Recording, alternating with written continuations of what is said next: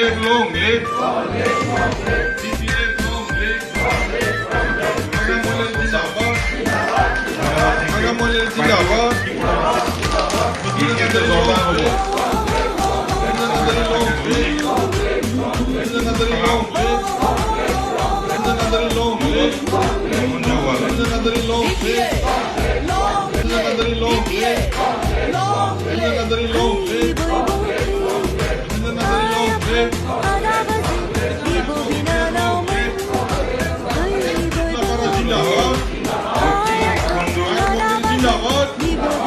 সরকার যদি সঠিকভাবে আমাদের জনসাধারণের কল্যাণের জন্য চিন্তাধারা করে কিছু কর্ম আসন নিত, নিশ্চয়ই আমরা কিছু লাভান্বিত হইতে পারতাম।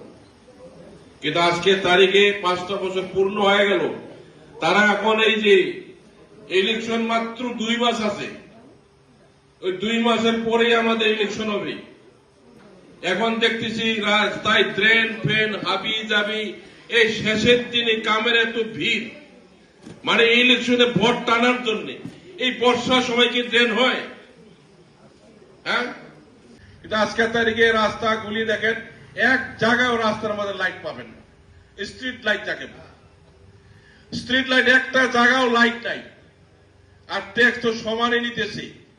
এটাই আপনারা চিন্তা করেন যে আগামী দিনে যাতে পুনর্বার এই রাস্তাঘাট গলি ছোট্টখাটো সব জায়গায় পিচ রাস্তা করছিল হাগ্রামা মহিলার টাইমে, কিন্তু আজকের তারিখে এই ভাঙা রাস্তাটাও তারা রিপেয়ার করতে পারলো না।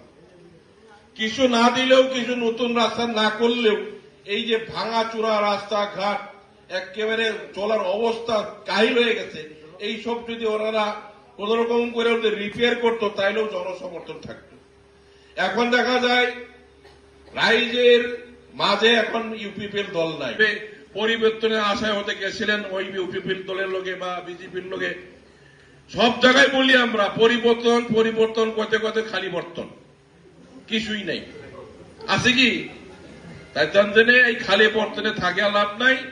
আমরা আগামী দিনে যাতে সবাই ঐক্যবদ্ধভাবে আগ্রামা মহাশয়কে পুনঃ সরকারে আনতে পারি, এই ব্যবস্থা রাখতে হবে। এই বলেই আপনাদের সকলকে আমি বিপিএফ দলে যোগদান করার জন্য সবাইকে আমি আমার তরফ থেকে আমি শুভকামনা দিলাম। আপনাদের দীর্ঘায়ু হোক, সবাই আমরা যাতে কাজ করতে পারি আশা রেখে আমার বক্তব্য শেষ করছি। ধন্যবাদ।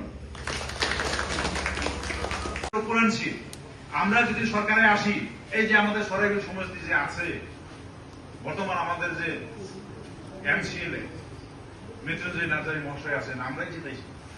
তো উনিকে যদি আমরা জিতাইতে পারি, ঠিক সেভাবে অন্য অন্য জায়গা থেকে যেটা দিয়ে আমরা যদি সরকার বানাতে পারি, সরকার সমষ্টি থেকে 1 কোটি টাকা যেটা আছে 5,000 কইরা বছরে 2,000 জনকে যাতে দিতে পারবে, ইতিমধ্যে ধার্য করা আছে। পাশে আমরা কার্যকরী করব। একটা সমষ্টিতে 1 কোটি করে ধার্য করা আছে। এই সমষ্টির মানে অধীনে যারা নাকি আমাদের গরিব শ্রেণীর গৃহস্থ, এনাদেরকে যাতে আমরা কিছু সহায় দিতে পারি। যে গৃহস্থের সংখ্যা হবে আমাদের বছরে 2,000 গৃহস্থকে দেবো, 5টা বছরে 10,000কে আমরা দেওয়ার ব্যবস্থা করবো। ইতিমধ্যে ফাইনাল করে রাখা আছে। পুরানছি 25,000 উপর আনছি। আমরা বলছি একটা সমষ্টিতে 1 কোটি টাকা করে ধার্য করা হবে। 1 কোটি টাকা ধার্য করা হবে। সেই 1 কোটি টাকায় ধরো আমাদের এখানে সরাইল সমষ্টিতে হয়তো 600টা শেয়ার বেল গ্রুপ আছে। 600টা শেয়ার বেল গ্রুপকে সবাইকে আমরা দিতে পারবো না। এটা মানে বলবো না যে সবাই পাবে, মিথ্যা কথা বলবো না আমরা। যাদের ব্যবসা বাণিজ্য ঠিক চলছে, যারা আগ্রহী, যারা গ্রেডিং ভালো করে শেয়ার বিল দ্বারা অর্জন করছে, এনাদেরকে আমরা উপকৃত করবো। 20,000 হচ্ছে 25,000 উপরাংশে আমরা যাতে আর্থিক সাহায্য দিতে পারি, সেই কথা আমরা বলছি। ঠিক সেইভাবে করে সরকারে যখন আসবো, আমরা কি বলছি? আমরা বলছি যে যুবক যুবতী যারা শিক্ষিত ছেলেরা আছে, এরা চাকরি পাইতে যাতে যোগ্যতা অর্জন করতে পারে, যাতে সক্ষম হয়। এনারা যেভাবে বলছে বাড়ি বাড়িতে চাকরি দেবে, আমি বলবো না যে চাকরি দিব। আমরা কি বলছি? কোচিং দিব বিনামূল্যে। প্রত্যেকটা জেলাতে আমরা কোচিং সেন্টার তৈরি করে এই শিক্ষিত যুবক যুবতীদেরকে পড়াবো, ট্রেনিং দেওয়াবো বা কোচিং দিব। এরা ইন্টারভিউয়ে গিয়ে যাতে বসতে পারে, ইন্টারভিউ যাতে পাস করতে পারে।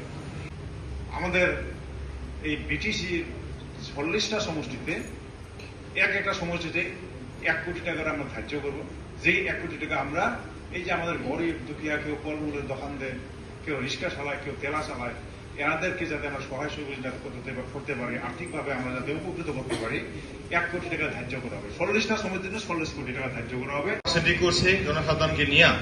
আমরা এখানে কোনো দেওয়ানি লুচ্চা চামড়াকে নিয়ে আমরা রাজনীতি করতে চাই না। যেখানে যে কাম করতে পারবে সেখানে আমরা রাজনীতি করছি। যেমন এখানে শীতলাপাড়ায় যে মায়ের মন্দির, এটা আমাদের মৃত্যুঞ্জয় স্যার অর্থাৎ দাজু স্যারের একটু হইলেও আর্থিক অনুদান আছে, তাই না?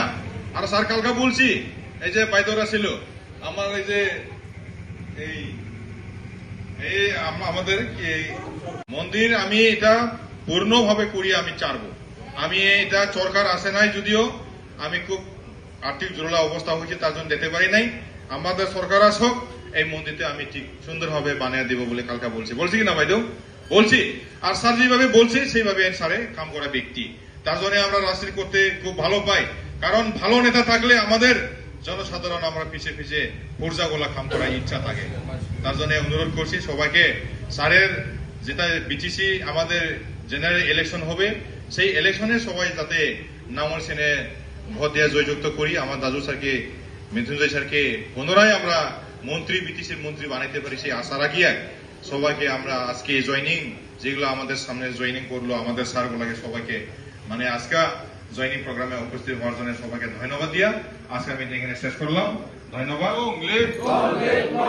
বিপিএফ লং লিভ, আগ্রা মহিলার জিন্দাবাদ, আগ্রা মহিলার জিন্দাবাদ, Mrityunjoy Nazari long live, Mrityunjoy Nazari long live, Sarail block BPF long live, Sitalapara জিন্দাবাদ, মায়ের মন্দির জিন্দাবাদ।